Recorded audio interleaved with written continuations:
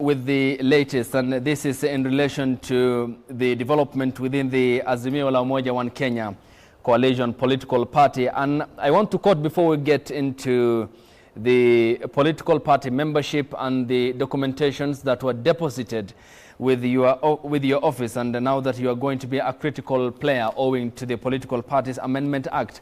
And the chairperson of the Wiper Party, Mutula Kalonzo Jr., has said that they have written to the Registrars office of the political party to get a copy of the detailed Azimio la Umoja One Kenya power sharing agreement, but that never happened.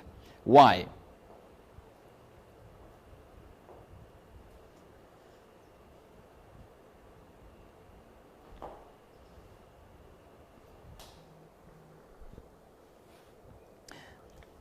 Okay,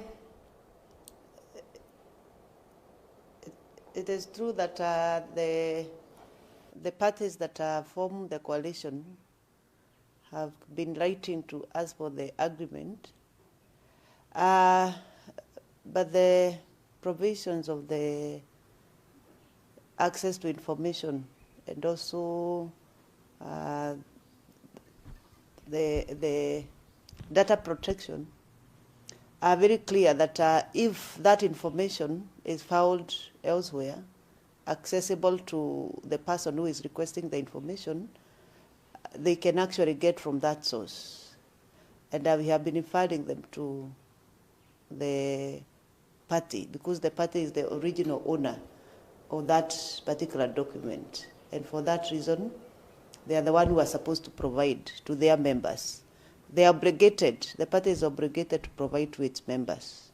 So we are secondary holders of that information, and the party is the first primary holder of the information which it should provide to its members, and we have written to the party to tell them to provide to the constituents political parties. It's also important that the persons who are asking for the document are actually part of the coalition. Therefore, they should have a copy right from the word go when they were signing. I'll come to whether Kalonzo can run and with your office whether he can get the clearance that's needed. But when you say that the affiliate parties are part of a coalition political party which ought to be presenting copies of the agreement and which they never did so, and then writing to your office, you writing back to them, does it concern you that some of these issues, and I quote, as the Wiper Party puts it, are shrouded in secrecy despite having the Political Parties Act 2022? I do not think they are secret, especially a document that a particular party have signed. You sign what you have a copy. That is the assumption in the law of contract, that once you sign a document, you should have a copy. And you can imagine, because some of the documents are very heavy, and there are about 26 parties, I think it's the onus is on the party that actually hosts the constituent party to give them to its own members, because they are the primary holders of that particular agreement. But we can only provide if the party says that they are not in a position to provide. But the party has not said it's not in a position to provide to its own members. All right, that's noted. Let me then quote, I'll come to the very specifics about the accord signed by the Wiper Party and more than 20 other parties that are part of the coalition political party. Given what's happening at the moment, the Wiper Party members, including lawmakers, are hinting at a possibility of Kalonzo heading all the way to the ballot. Will your office clear him? That is not for us. That is for IEBC. Participation in election in the ballot paper is the work of IEBC to clear that person to participate. Ours is to organize political parties for that participation. Whether he's going to participate or not, that is the preserve of the Electoral Commission in terms of when he presents his papers, how they evaluate, including evaluating that Wiper is a member of a coalition political party. I think that is one of the issues that IEBC will evaluate when they intend to look at this issue of clearance. Still, then, you are a critical stakeholder in this process towards the 9th of August when Kenyans will be heading to the ballot. And what the close allies of the former vice president have said is that they have preserved a name and a possibility of running mate. And this cropped up during the panel that was vetting or interviewing a running mate for the Azimio presidential aspirant Raila Odinga. And they say it did happen after the NDC of the Wiper Party in November last year. Did they reserve the name of Kalonzo Musyoka and his running mate with you after the NDC last year?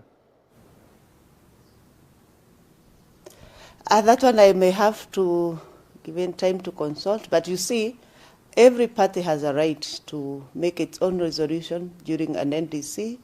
And I do not think that is a problem, because if a party decides that they will have a presidential candidate and a running mate, it is the preserve of the party, NDC, to make those decisions. And I do not think they are out of order in terms of a party organs making decisions and later even changing them when they think that the situation have changed according to their particular provisions of the Constitution. What is important is whether the party follows its own Constitution and the other abiding agreements and documents that then comes during the NDC and after. So you are largely a key stakeholder, as I earlier mentioned, and this comes or boils down to the Political Parties Act 2022. And I just want to read the section of the accord that Wiper signed as a member of the Azimio la Umoja One Kenya Coalition political party. And it says the accord is legally valid under the Constitution of Kenya and 2010. And according to Article 24, the parties to this agreement will mutually affirm and defend this agreement, in which any agreement parties are incensed and claim that this consensus has been breached and that its effectiveness has been disappointed. It shall report the case to conciliation panel by resolution adopted of its peak and average organ. Wiper is a party that is in Azimio la Umoja One Kenya Coalition political party, and the Political Parties Act provides for that a party cannot leave 6 months before the elections and can do so only 3 months after.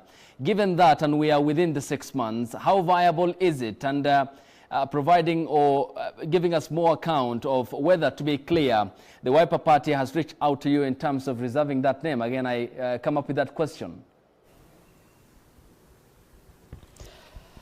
I think both the provisions of the Political Parties Act and the provisions of an agreement that is signed by constituent parties, binding them into a coalition political party or even an ordinary coalition, any contract and any agreement is binding to the party, and every coalition agreement provides the manner in which a party joins a coalition and also the manner in which a party exits that coalition.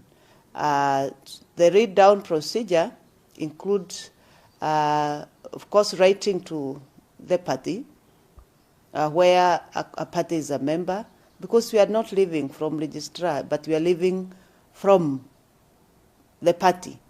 So the first point of contact should actually be the party where somebody is a member or a party is a member, or the agreement in which the party in which the agreement has been signed. So once that is fulfilled, then a party is usually free to leave, depending on the decision of the organs of the coalition, and also depending on what has been set out in the coalition agreement. What is important is that coalitions are legal documents. Coalition agreements are legal documents, and then the legal procedure provided in the coalition agreement therefore should be followed in the manner in which somebody joins, and then in the manner in which a party exits from the said coalition.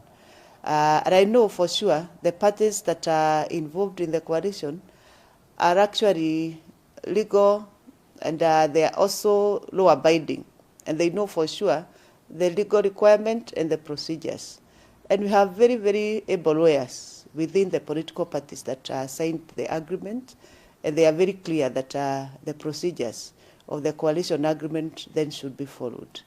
It largely depends on the resolutions of the coalition organs that have been given the powers to determine whether a party remains or a party exists. If a decision is made for a party to exist, then so be it. The work of the Registrar of Political Parties Office is then to ensure that the law has been followed, and once the right decisions, organs make the right decision, then we are custodian of the same law. So we will have no objection but to allow the decisions of the coalition party organs to suffice. I'll come to the One Kenya Alliance question. And given what you have mentioned, ideally the reason as to why the Political Parties Act 2022 was idealized or conceptualized was to instill discipline and underpin some of these agreements that are deposited with your office registrar. And as a key player within the political process and who oversees the registration of political parties, is it not concerning that political players and parties are raising issues? And quoting Dr. Alfred Mutua, the Machakos County Governor, who said his walking out of Azimio was informed by the fact that it was all shrouded in secrecy, the environment was misty and foggy. I mean, there seems to be no clarity around the structure of government that a coalition will form, and these documentations deposited with you still concerns amongst political parties. And ideally, we had this act so that discipline can be instilled or imbued within the political system. That's not attained. Is it concerning as a key stakeholder?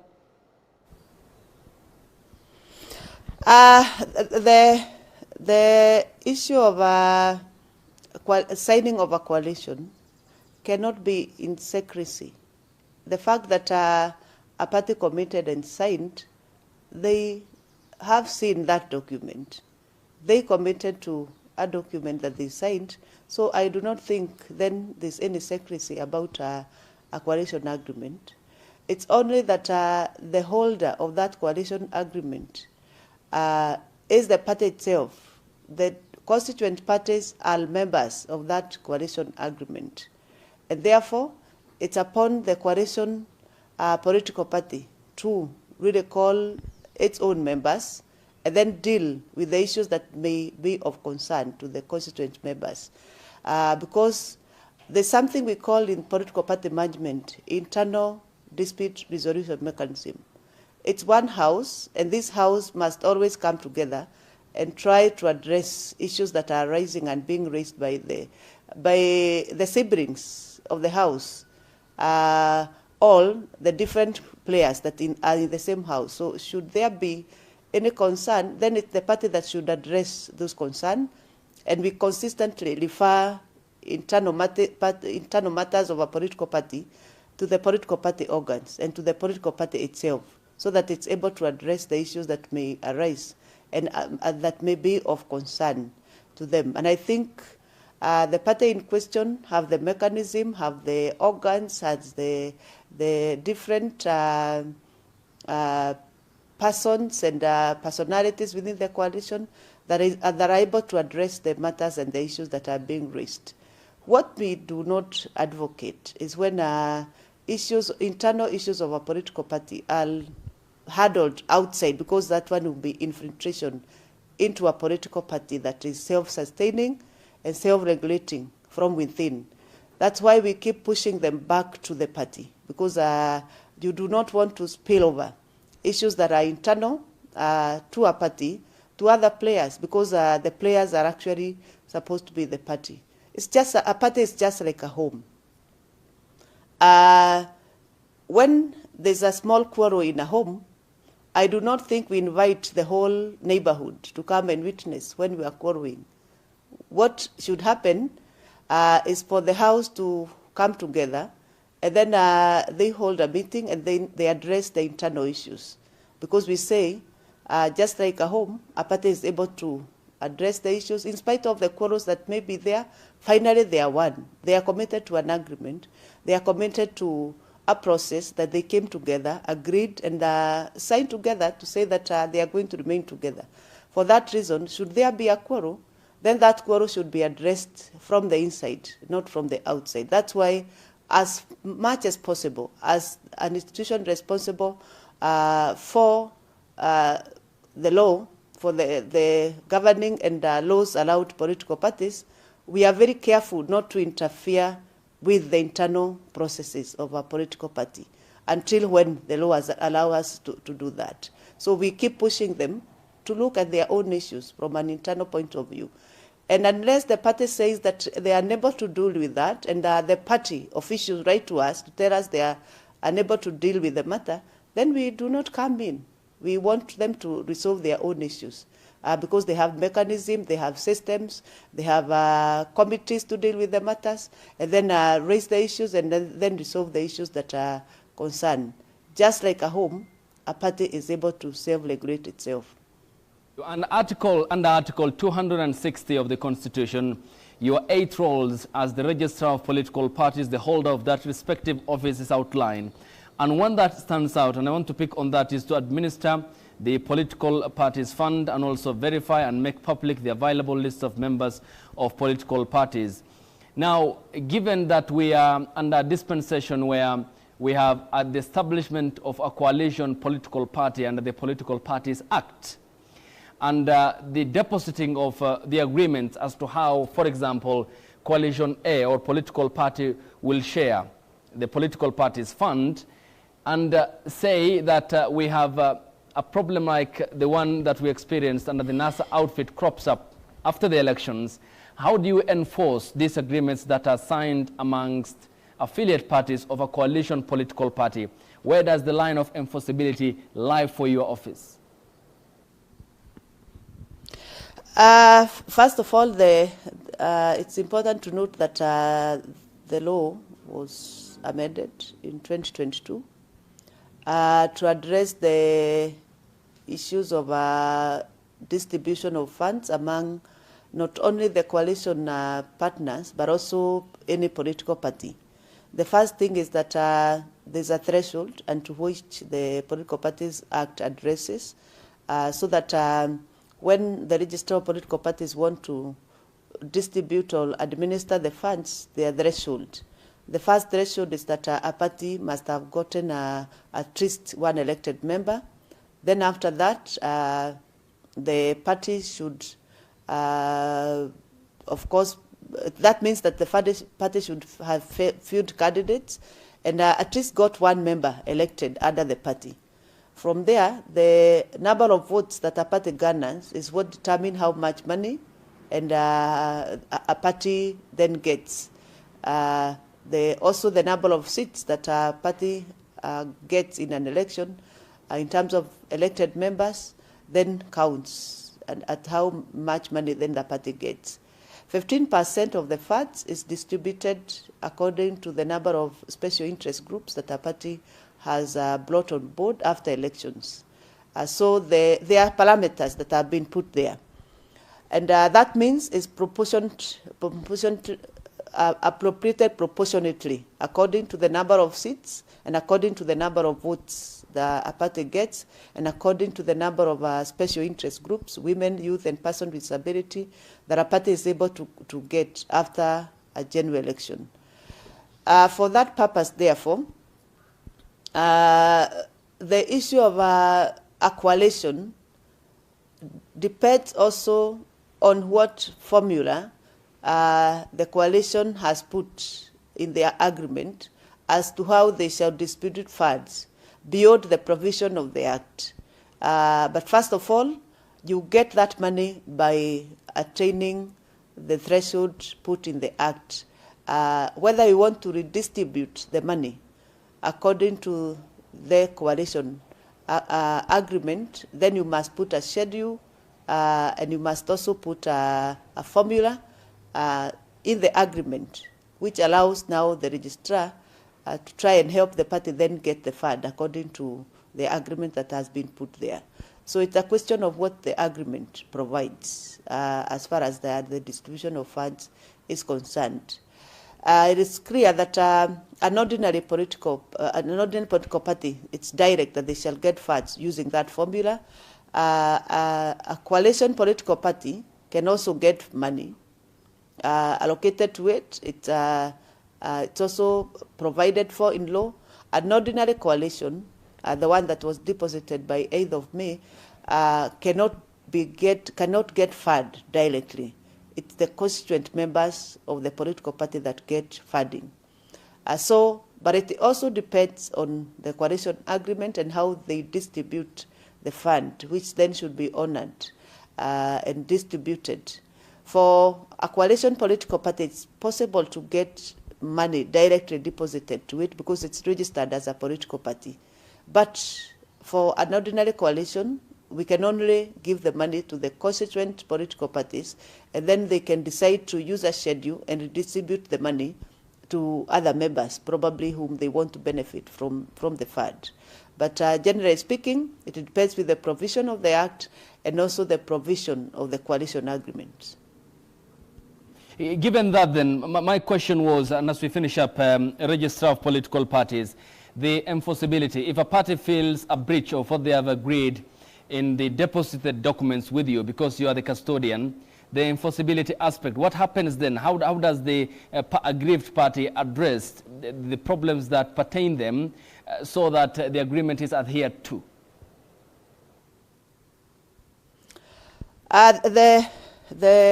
If there's any breach of the provision of the agreement, the first point of reference is the coalition agreement itself. How did they say they are going to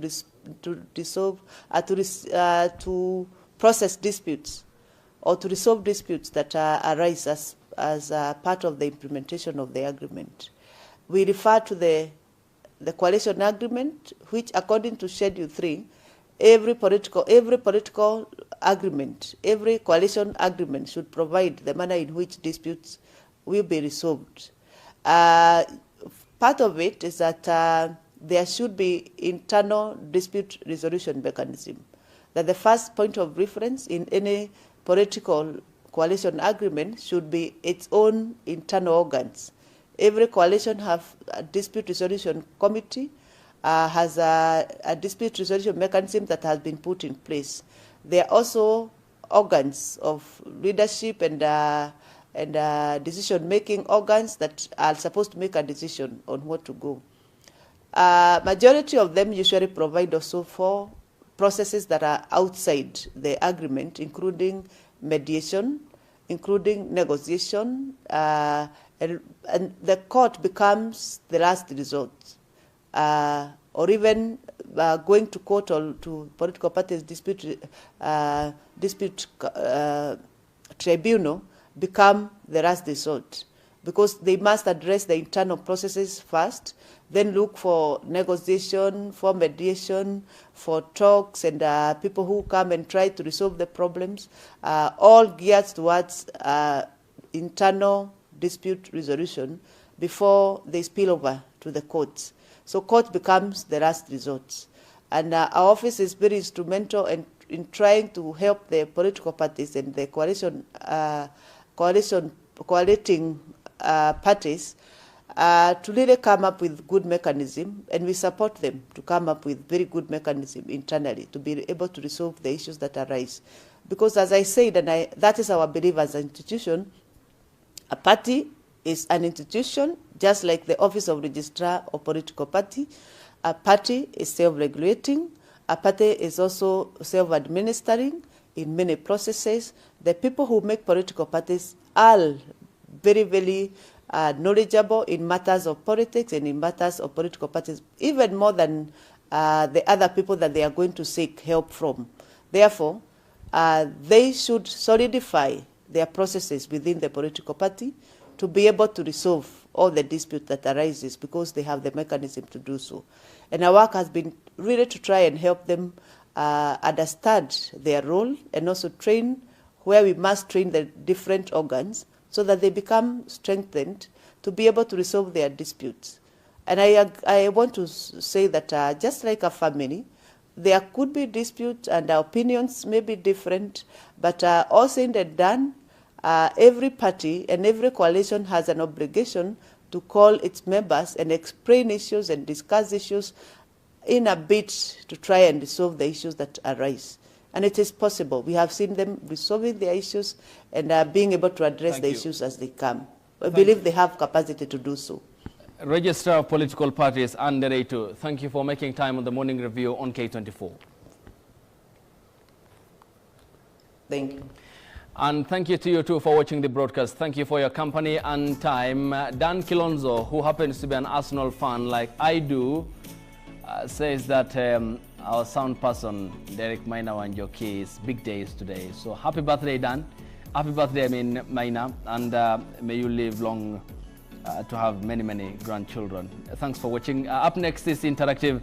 Shiko Kaitani Mungala Mbovu Jeff Mote will be here. And I'll see you tomorrow morning at the same time. Bye-bye.